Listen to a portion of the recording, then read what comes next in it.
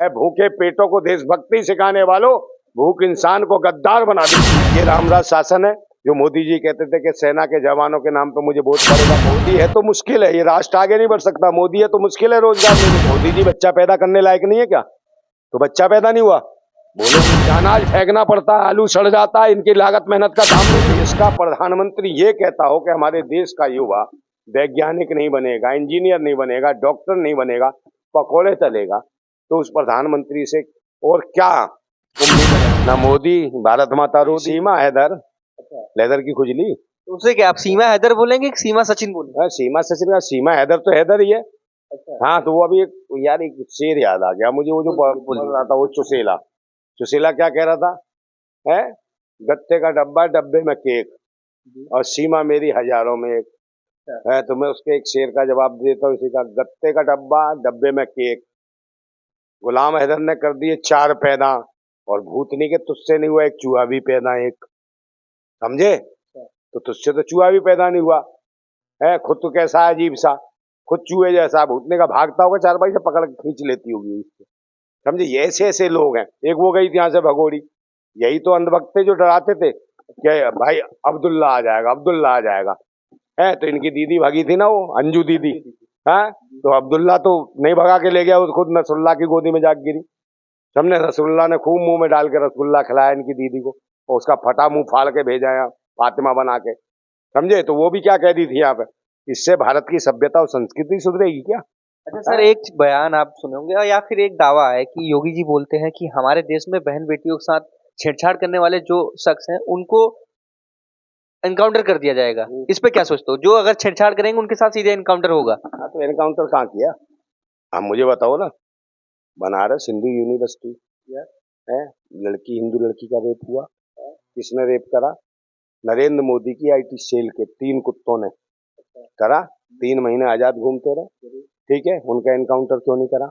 और मोदी जी के शासन में ही एक अर्पिता साहू नाम की जज है, सिविल जज है, उसके पीछे जिला जज पड़ा, वो रात को बुलाता है। उसने इलाहाबाद हाई कोर्ट में, मतलब प्रयागराज में है, वहां पर अपनी अर्जी दी, वहां पे कोई सुनवाई नहीं। सिविल जज की हालत ये, और आला अधिकारियों को 6 महीने तक लिखती रही इधर उधर, तो भी कोई सुनवाई नहीं। मतलब कि कौन है क्या इनके रामराज में महिला जज सुरक्षित नहीं है?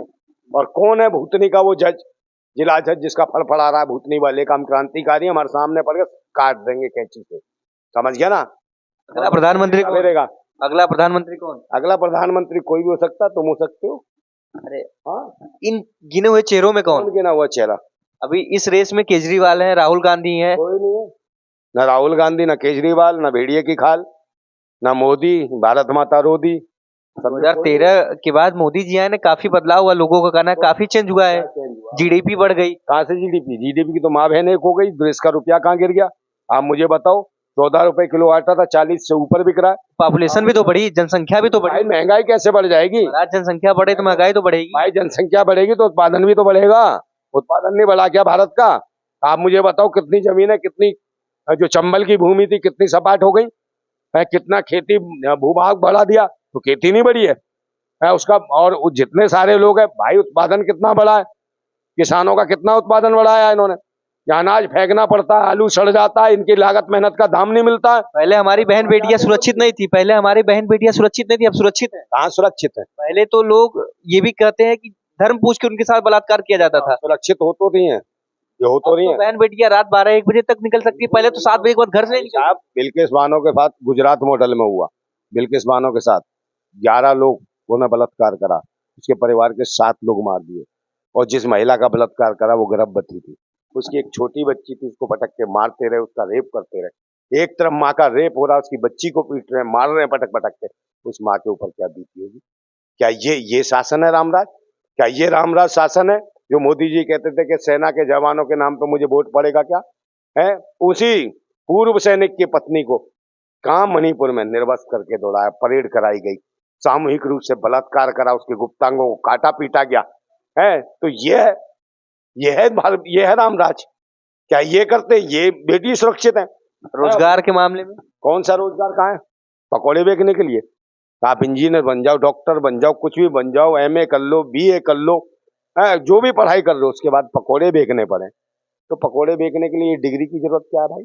वो तो बिना पढ़े भी पकोड़े बेच सकते थे, चाय बेच सकते थे। तो जो देश का प्रधानमंत्री ये कहता हो कि हमारे देश का युवा वैज्ञानिक नहीं बनेगा, इंजीनियर नहीं बनेगा, डॉक्टर नहीं बनेगा, पकोड़े तलेगा, तो उस प्रधानमंत्री से और क्या उम्मीदें लगाई जा सकती है? मतलब देश की डीजीपी तो गिरेगी।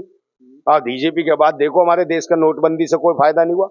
इसने कहा 50 दिन में नोटबंदी का फायदा नहीं। मोदी है तो मुमकिन है। कहाँ से मुमकिन है? लोग कहते हैं कि मोदी है तो मुमकिन है। मोदी है तो मुमकिन है, मोदी है तो मुश्किल है। ये राष्ट्र आगे नहीं बढ़ सकता। मोदी है तो मुश्किल है रोजगार नहीं मिलेगा। मोदी है तो मुश्किल है बहन बेटियों की इज्जत बचना। मोदी है तो मुश्किल है सरकार को चलाए कौन? स्कूल बचना। आप तो यही कह दो कि आएगा तो मोदी। सरकार को चलाए कौन? व्यक्ति है ये कहोगे आएगा तो मोदी। मोदी रोजगार दिया, शिक्षा दिया। आपके मानसिक कहाँ रोजगार दिया? आज अगर आप सक्षम हो तो आपको रोजगार मिलेगा। कहाँ सक्षम? अगर आप उस लायक हो तो आपको वो चीजें मिल रही हैं। क्या है? अच्छा, जीडीपी हमारी इंक्रीज हुई कि नहीं? तो मोदी जी किस लायक हैं? महाराज जीडीपी इंक्रीज हुई कि नहीं? तो मोदी जी क्या करा? मोदी जी लायक नहीं थे, बच्चा पैदा नहीं कर सकते थे?